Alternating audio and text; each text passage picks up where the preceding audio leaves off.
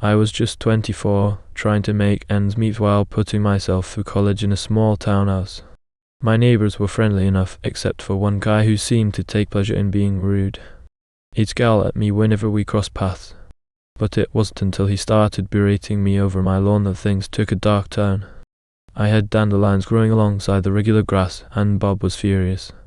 "You're bringing down the tone of the neighborhood," he'd shout, his anger simmering just below the surface. The final straw came when he hurled insults at my friends who were visiting me, calling me white trash in front of them. I'd had enough of his bullying, and I shot back, telling him to mind his own business. But the real kicker was yet to come. A few days later, a bylaw enforcement officer showed up at my doorstep responding to complaints about noxious weeds on my lawn.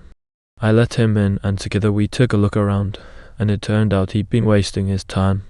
As he apologized and left, I couldn't help but smile knowing that Bob had wasted the officer's time instead. But then an idea struck me. I waited until Bob was sitting on his deck, and then I made my move. I stood at our shared fence, locked eyes with him, and began blowing thousands of dandelion seeds into his yard. The wind carried them far and wide, covering his perfectly manicured lawn in a sea of yellow and white. Bob's face turned red with rage as he realized what was happening. "What's the matter, Bob?" I shouted back, "I'm just getting rid of my dandelions, like you asked."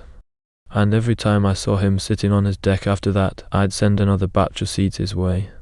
It was a small victory, but it felt amazing to stand up for myself against someone who had been bullying me.